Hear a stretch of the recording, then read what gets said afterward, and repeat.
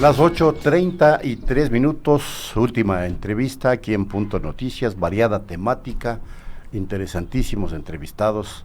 En esta oportunidad vamos a hablar sobre libertad de expresión, que como ustedes saben, la libertad es el derecho fundamental más afectado en el Ecuador, según el primer balance nacional efectuado por los defensores del pueblo de 19 provincias, ¿no?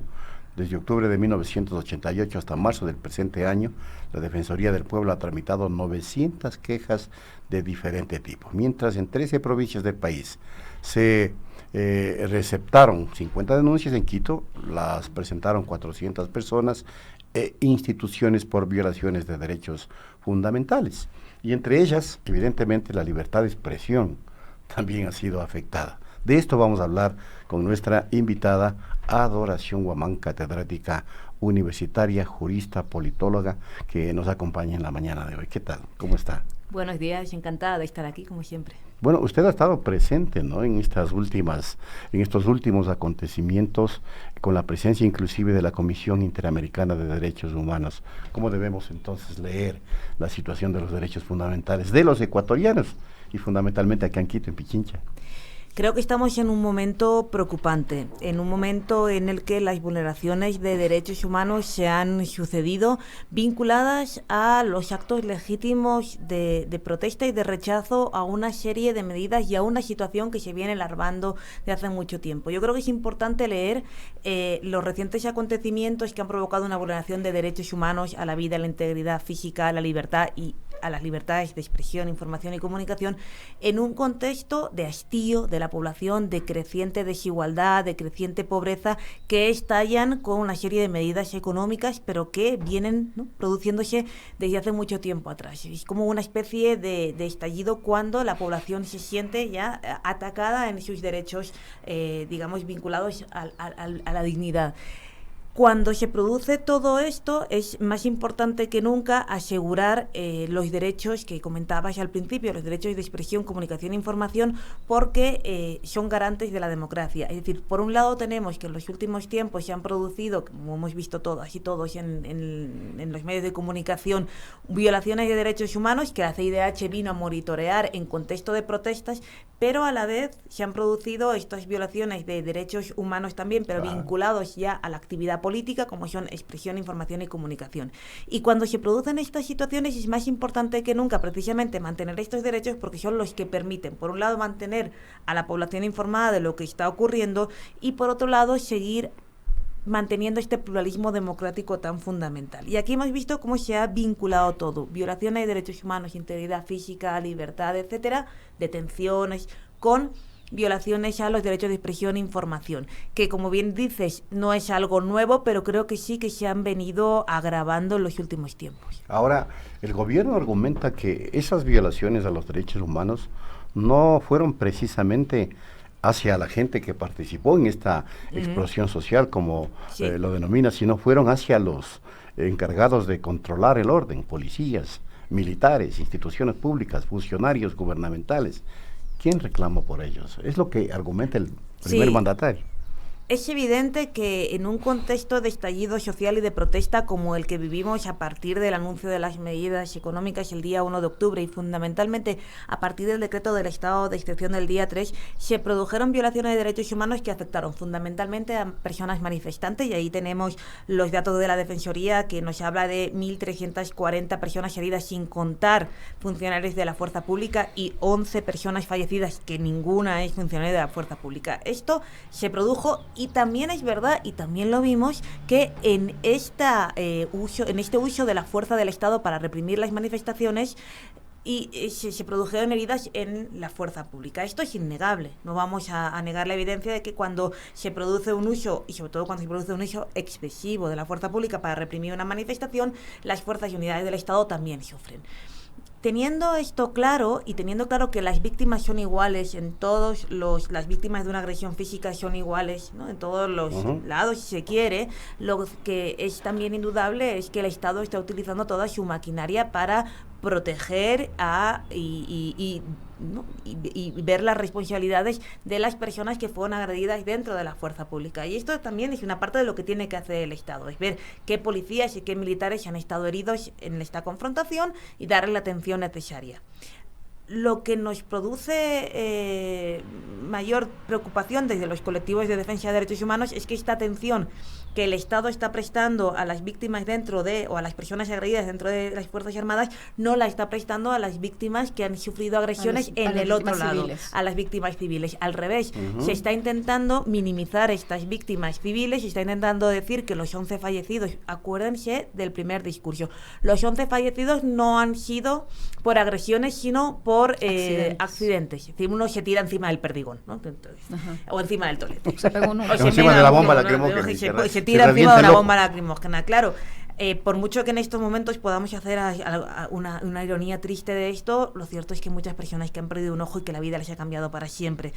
Esto no puede quedar impune. Si realmente se pretende llegar a un proceso o recorrer un proceso de democratización, que creo que es lo necesario en este momento, suturar heridas, la impunidad es uno de los principales baches para poder suturar heridas. Y además de la impunidad, las víctimas necesitan reparación, que es que las personas responsables sean condenadas en vía judicial por esa responsabilidad, por haber ordenado este tipo de actuaciones, y sobre todo que las víctimas tengan una reparación que no solamente es económica, sino también simbólica. Este es el primer paso para conseguir una vía de democratización, que lo ocurrido se ventile por los cauces jurídicos apropiados, y no solamente las heridas de una parte, sino fundamentalmente las heridas de las personas que estaban ejerciendo su legítimo derecho a la libertad de protesta, expresión e información. Hablando de derechos y de impunidad, ¿en qué medida o qué papel jugaron los medios de comunicación durante la crisis para que el derecho a la libertad de expresión y de información se haya vulnerado? Fue evidente.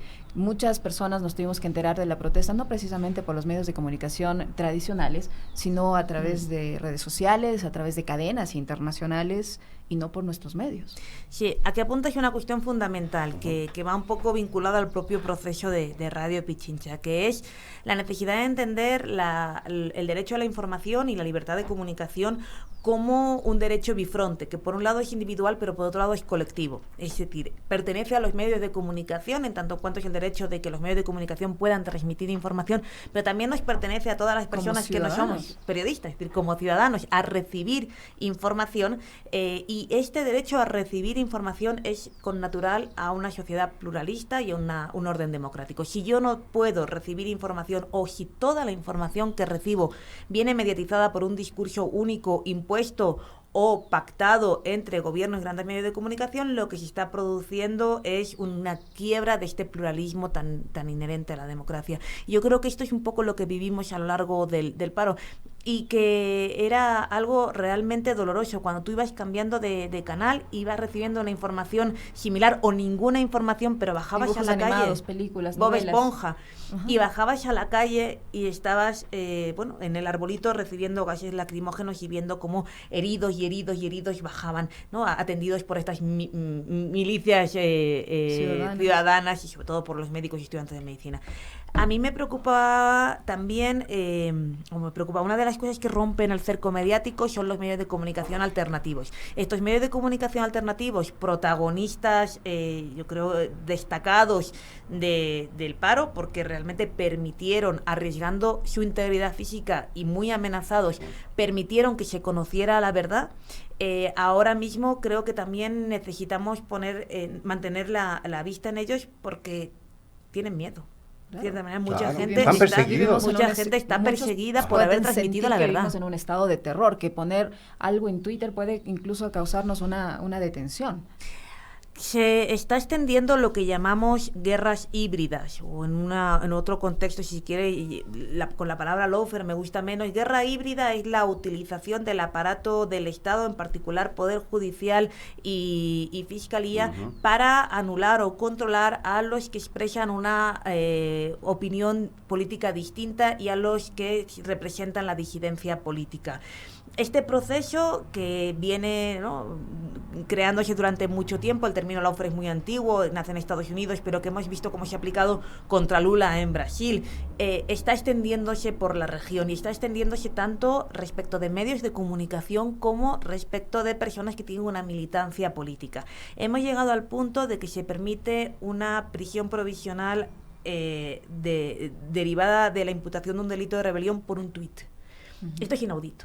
Es realmente inaudito, porque la prisión provisional debe ser una medida absolutamente exquisita, es decir, debe aplicarse solamente cuando existen indicios de fuga, cuando además hay una prueba fehaciente de que ese delito realmente se cometió, en el caso de rebelión, violencia. Pero fíjense, el delito de rebelión es tan complicado de imputar que en el caso de Cataluña, de lo que todos los juicios catalanes, donde realmente hubo unas urnas en la calle, etcétera, donde realmente hubo un proceso bastante más complejo, no se ha llegado a imputar a los presos políticos en Cataluña el delito de rebelión. Se han imputado otros, criticables igualmente.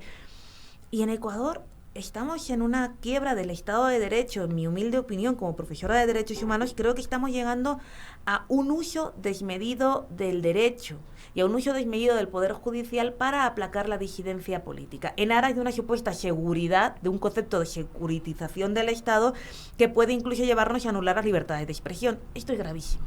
Esto es gravísimo porque van totalmente en contra de lo que debe considerarse una sociedad democrática y un Estado de Derecho constitucional.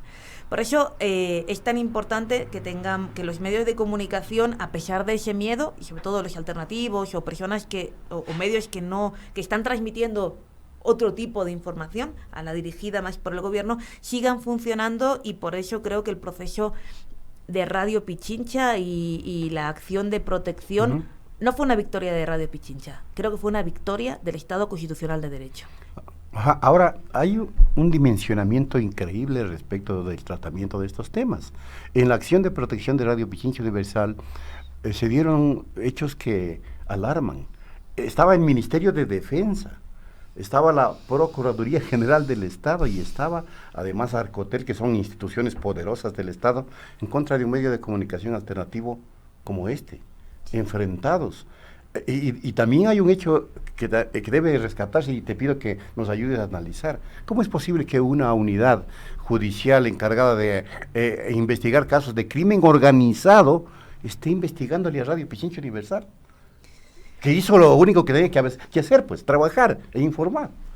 Dos cosas interesantes. Washington, acabas de decir que es un medio alternativo cuando es un medio público. Un medio público alternativo. Claro, pero precisamente el hecho de que tú, como trabajador de un medio público, como periodistas que sois orientados a ejercer ese derecho a la información y a transmitir información veraz, porque vosotros como código de ética tenéis, ¿no?, la obligación de transmitir información al menos con que tenga visos de veracidad. Nunca puede ser veraz del todo porque no tenéis la prueba.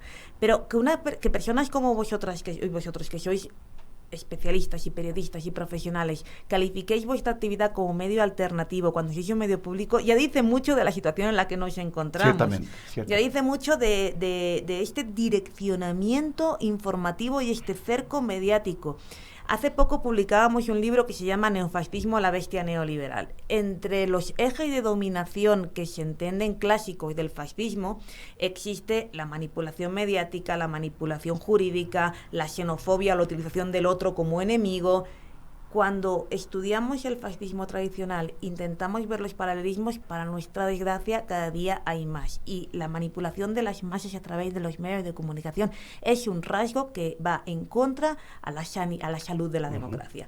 Lo que pasó en la acción de protección de Radio Pichincha, además tuve la enorme suerte de vivirlo en persona porque presenté una amicus como profesora de Derechos Humanos, considerando que lo ocurrido, que la suspensión, el mero acto de suspensión de la radio ya conculcaba los derechos fundamentales a la comunicación y en su más amplia acepción a la expresión. Lo que vi allí realmente me dejó muy preocupada. Vi a diversas instituciones del Estado acusar a otra institución del Estado, a otra institución pública, por un acto que era absolutamente irrelevante y absolutamente desconectado de los resultados que se le imputaba. Es decir, llegó a decirse que, en aquel juicio, como recordarán, que una frase había producido una inseguridad nacional tal que podría haber afectado a la vida de X miles de ecuatorianos y que justificaba, por tanto, una conculcación radical e irreparable de las libertades de información, comunicación y expresión. Es absolutamente desproporcionado. Y como tú dices, ¿por qué se investiga especialmente a Radio Pichincha esas declaraciones en ese momento, aunque la sanción es bastante posterior, y no se investigan otras tantas emisoras que daban informaciones en sentido contrario con una incitación al odio que me dejaba absolutamente pálida? ¿Por qué hay emisoras que han permitido declaraciones que incitaban directamente al odio contra nacionalidades de otro país, contra personas que piensan distinto, incluso contra medios de comunicación, y solamente se sanciona a esta emisora? O aquellos medios que se convirtieron en cierta forma en caja de resonancia de la voz oficial, claro, y que no cumplieron con el principio elemental de la comunicación de contextualizar y tener la otra versión de la historia. Exactamente. Y además es muy preocupante porque tanto en el decreto de excepción como en el decreto que amplía el decreto de excepción se vincula el relato fáctico de la realidad que motiva la decisión de establecer estos decretos. Cuando se establece un decreto de excepción se tiene que vincular con una situación de crisis específica u otra serie de situaciones. Lo más preocupante es que esa situación se deriva de un análisis que se deriva de los medios que estaban diciendo lo que decía el gobierno. Estamos ante una creación circular de la realidad, esta realidad alternativa, estas fake news, que, al final lo que provocan es que estemos en un estado paralelo en el que el derecho se está aplicando en función al análisis de los hechos que están desconectados de la realidad y conexos a lo que el Estado o poderes económicos dicen que está sucediendo. Cuando el Ministerio de Defensa presentó la amicus curiae en la acción de protección, presentó la tesis o la doctrina que le llaman muchas veces el derecho penal del enemigo y la doctrina de la securitización absoluta. La teoría del Ministerio de Defensa era la siguiente: cualquier bien jurídico protegido, cualquier derecho está supeditado a uno superior, que es la seguridad del Estado. Por seguridad del Estado entenderemos lo que el Ministerio de Defensa quiera entender que es seguridad del Estado. Y por tanto, cualquier acción que el Ministerio de Defensa conciba como atentatoria a esta seguridad, sin mayor explicación, puede afectar, por tanto, al derecho a la vida y, por tanto, todo el resto de derechos y libertades quedan supeditados a esta no afectación. Es decir, si hay un hecho calificado como atentatorio contra la seguridad del Estado, se pueden reducir todo tipo de derechos de la persona a la que se le imputa, porque lo principal es la seguridad del Estado. Pero es tremendo eso. Sí. Es tremendo eso. Es absolutamente tremendo. Yo realmente en ese momento, mi oficio, profesora de Derechos Humanos, y mi oficio como persona que lleva toda la vida estudiando el Estado de Derecho se fue a pique. Porque el Estado de Derecho se basa precisamente no solamente en los formalismos democráticos, sino también en la defensa y garantía de una serie de valores y el valor de los derechos humanos como conjunto. Es decir, los derechos humanos no tienen prelación, pero, por ejemplo, hay algunos necesarios para la democracia que deben de mantenerse al menos en un plano similar. Nunca es fácil la labor del juez cuando tiene que ponderar la existencia o el daño entre dos derechos fundamentales. Aquí al juez lo que se le planteaba poco más o menos es el derecho a libertad de comunicación y el derecho a una seguridad pública y a la vida. Entonces, lo que el juez tenía que hacer, y creo que lo hizo con una decisión muy acertada, fue decir: ¿realmente existía un peligro para la vida que justifique conculcar o limitar el derecho a las libertades de comunicación y expresión de esa manera? El juez ponderó y dijo que no, porque no hay vinculación, no era razonable, ¿no?, lo que había hecho, porque además no se motivó el Ministerio de Defensa, Arcotel, etcétera. Pero lo que existe detrás del razonamiento de quienes estaban en la parte contraria a nosotros, a la defensa, yo creo que no de Radio Pichincha, la defensa de las libertades en este país, tenía una concepción completamente distinta que además no está solamente implantándose en Ecuador. Es una concepción que hemos visto detrás de las declaraciones de la OEA, es una concepción que hemos visto de una manera muy explícita en el gobierno de Bolsonaro, y es que vale todo para asegurar el concepto de seguridad pública, y ese concepto de seguridad pública depende de lo que diga el Estado. Ahora, me parece importante, Adoración, que remarquemos el tema relacionado a las libertades políticas, porque si algo se ha conculcado también tras la crisis, es eso. Sí. Persecución política, sí. A pesar que ya lo dijiste, pero me parece importante remarcar, ¿no? Prisión preventiva a líderes políticos que justamente el día de hoy comparecen a las 13 horas a la Asamblea Nacional, que a lo mejor es una ventanita que puede al menos permitir que se les escuche, porque han sido conculcados prácticamente todos sus derechos. Sí, aquí hay... yo creo que hay que entender los derechos y las violaciones de derechos como un todo. Por eso empezaba así. Cuando hablamos del paro, se produjeron una serie de violaciones de derechos. Por un lado, aquellos vinculados a la libertad, con las detenciones, muchas de ellas injustificadas, integridad física y vida, los heridos, y luego también las libertades políticas, que se vinculan no solamente con la expresión e información, sino también con la capacidad de expresar ideas y tener una militancia política. Todas estas libertades, que son como el tercer bloque, se ven conculcadas tanto con la suspensión de Radio Pichincha como con una serie de denuncias y detenciones que empiezan a producirse ya durante el paro. Si nos fijamos durante el paro, tenemos, por ejemplo, el día 10, una denuncia que se interpone por el Ministerio de Gobierno a través ante la Fiscalía a todos los líderes indígenas que en ese momento estaban sobresaliendo en el arbolito, incluyendo al líder del FUTA, Mesías Yatamuez. Esta denuncia ya la tenemos el día 10. Por otro lado, desde la ministra María Paula Romo se amenaza a la prefecta de Pichincha en Twitter diciendo: te voy a detener. Esto ya me parecía gravísimo. Primero, Twitter no es una vía para anunciar amenazas jurídicas de este tipo. Y luego, ¿dónde está el debido proceso? ¿Dónde está la libertad y la presunción de inocencia? A partir de 12, 13, 14 empezamos a ver órdenes de allanamiento, órdenes de intercepción de comunicaciones que ya se habían aprobado anteriormente, y por supuesto empiezan las detenciones, en primer lugar de la prefecta Paola Pavón, y posteriormente ya con el proceso que se sucede a Virgilio Hernández y su entrada en prisión.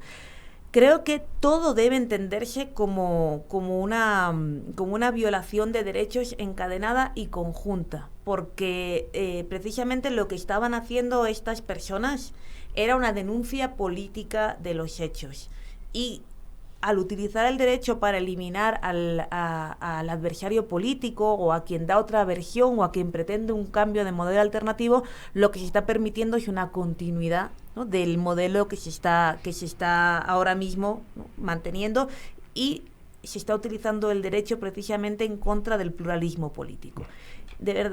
Quiero recalcar que, en mi humilde opinión, Ecuador es el único país hasta donde yo conozco en el cual se imputa el delito de rebelión por un tuit. Y esto es gravísimo. ¿En qué medida para ese tipo de detenciones ilegales contribuye el hecho de que el sistema judicial está en un proceso de evaluación y todos los jueces pues quieren quedar bien para que no quedarse fuera? Y ese proceso de evaluación, si bien está conducido por una comisión que fue designada por el poder, tienen que seguir sus instrucciones, entiendo yo, para poder quedarse con el cargo. Hace ya mucho tiempo que se hablaba de la separación de poderes. Y por más que tengamos clara que la separación de poderes nunca ha sido una realidad perfecta, creo que la separación entre el poder judicial y el resto de los poderes es una máxima que está intrínsecamente vinculada a nuestra democracia.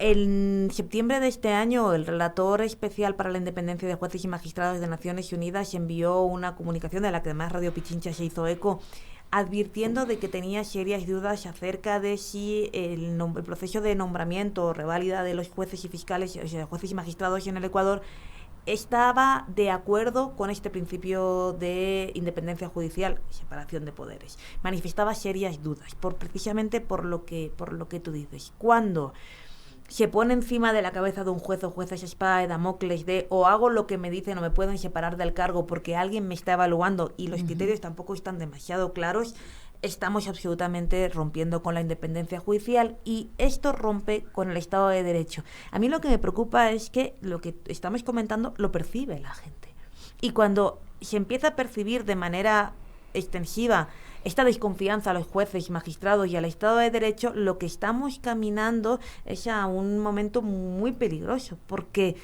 el Estado de Derecho, repito, no es solamente la cuestión formal, sino también la sustancial, los valores, pero es que ya no se respeta ni la cuestión formal.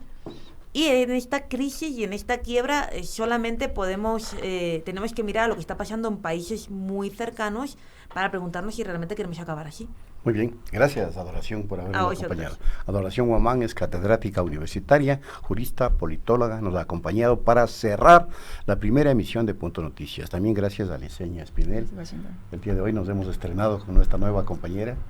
Un fuerte abrazo de bienvenido nuevamente. Muchísimas gracias Washington, y gracias a todos nuestros amigos a través de la señal de Pichincha Universal. Amigas y amigos, nos despedimos, ya volvemos en La Oreja y al mediodía estará Liceña nuevamente con ustedes en la segunda emisión de Punto Noticias. Hasta pronto.